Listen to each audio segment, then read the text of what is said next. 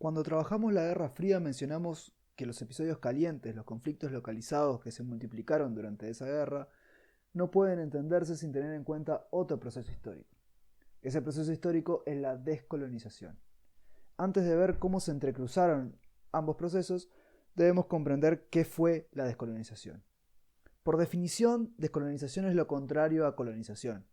En concreto, hace referencia al largo proceso de luchas políticas que llevó a la independencia y creación de nuevos estados en África y Asia, mediante la liberación de las colonias que las potencias europeas habían conquistado durante el periodo del imperialismo. Por imperialismo se conoce al rápido e intenso impulso hacia la conquista de nuevas colonias a fines del siglo XIX por las potencias europeas como Francia, Gran Bretaña y Alemania, y en menor medida Bélgica, Holanda, Portugal y España. Esa conquista tuvo motivaciones económicas, pues en momentos de la primera gran crisis del capitalismo industrial, las potencias buscaban nuevos mercados para la venta de sus productos y lugares de abastecimiento de materias primas baratas. Además, tuvo motivaciones político-civilizatorias. Poseer colonias era un medio para reforzar el estatus de las potencias, que a su vez se veían como portadoras de una misión civilizadora frente a pueblos considerados inferiores. Tras la Primera Guerra Mundial, ese nuevo colonialismo comenzó a debilitarse un poco. Alemania perdió sus colonias y el Imperio Turco sus provincias de Medio Oriente. Pero Francia y Gran Bretaña lograron utilizar la Sociedad de Naciones para sus ambiciones imperialistas, obteniendo esas colonias para sí. Pero la Segunda Guerra Mundial supuso el debilitamiento final de esas potencias y el comienzo de la descolonización.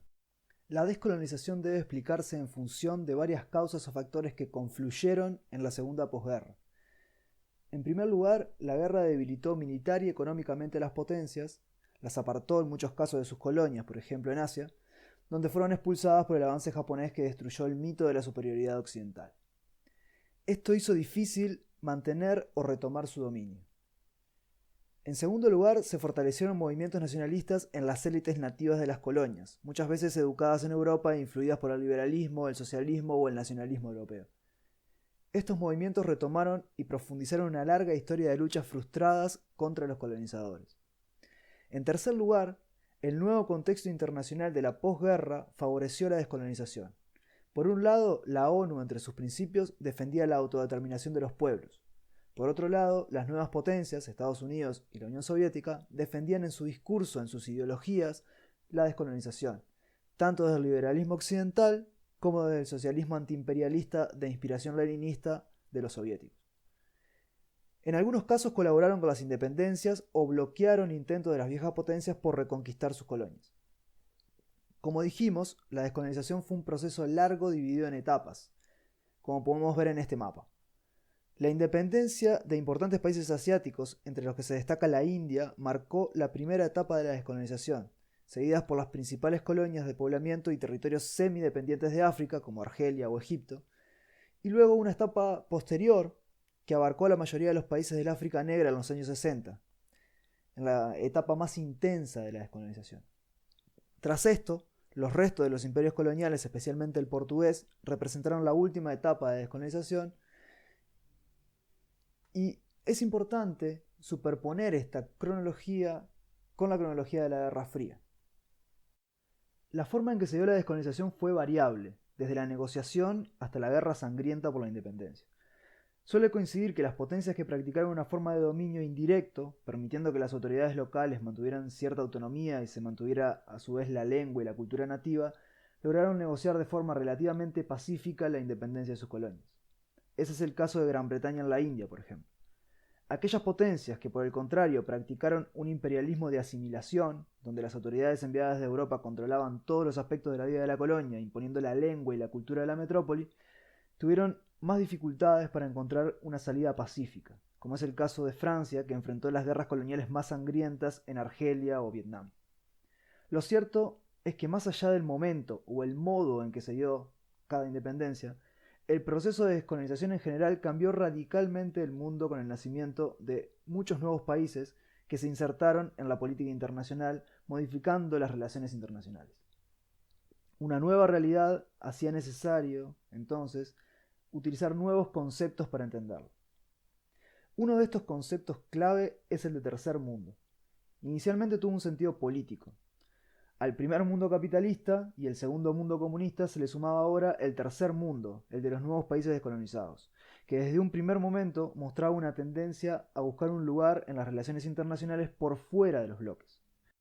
A esta tendencia se le llamó tercerismo o tercera posición, y tuvo su expresión más importante en la proclama de la Conferencia de Bandung en 1955, donde un grupo de países descolonizados, liderados por la India y Egipto, se reunieron en Indonesia, y además de comprometerse con la defensa de la independencia de los pueblos todavía colonizados y el desarrollo económico de los recientemente liberados, rechazaron alinearse con uno u otro bloque. Formaron así el grupo o movimiento de los no alineados. Esa definición de tercer mundo, como dije, era política, pero lo cierto es que la tercera posición fue muy difícil de mantener. Pero era evidente que esos países tenían algo más en común. Se trataba de territorios sometidos largamente a una dominación extranjera que había explotado sus recursos en favor del conquistador, explotando a su vez a los habitantes nativos, sin casi invertir en el desarrollo de infraestructura como caminos, puertos, vías de ferrocarril o tendido eléctrico, o en servicios públicos como educación o salud. A eso debe sumarse la extrema desigualdad social. La élite rica europea a menudo perdió el poder político, pero mantuvo su poder económico o fue sustituida por empresas y capitales estadounidenses o multinacionales que continuaron extrayendo materias primas sin permitir la industrialización o modernización de esas colonias. En resumen, se trataba de países subdesarrollados y económicamente dependientes de los países desarrollados. Con esto, el concepto de tercer mundo pasó a describir más que una opción política, una realidad socioeconómica, abarcando no solo a los países recientemente descolonizados de África y Asia, sino también a los más antiguos de América Latina. De todas formas, el problema de cómo medir o establecer el subdesarrollo o cómo explicar sus causas es un tema largamente debatido, y ese debate es algo que no podemos profundizar en esta breve presentación. El concepto de tercer mundo, tanto en su definición política como en la socioeconómica, estaba vinculado con otro concepto, el de neoimperialismo o neocolonialismo. Por un lado, ante la retirada de las viejas potencias, las dos nuevas potencias de la Guerra Fría aprovecharon el vacío para extender su influencia sobre los nuevos países y sumar aliados o clientes a su bloque. La dependencia económica o la ayuda militar en sus guerras de liberación implicó también influencia política, algo que fue entendido como una nueva forma de imperialismo. Pero sobre todo, el concepto de neoimperialismo refiere a la dimensión económica. Los países descolonizados lograron su independencia política, pero mantuvieron una enorme dependencia económica. O sea, lograron una independencia limitada, a medias. Desde el punto de vista de las potencias, se retiraron las viejas potencias que buscaban el dominio político de sus colonias, siendo sustituidas por otras interesadas más en el más sencillo y beneficioso dominio económico y no político. En adelante nos ocuparemos de profundizar en el concepto de subdesarrollo y dependencia, y también a estudiar casos importantes de descolonización, así como aquellos casos en que los conflictos de la descolonización y la Guerra Fría confluyeron, dando lugar a los famosos episodios calientes de los que venimos hablando.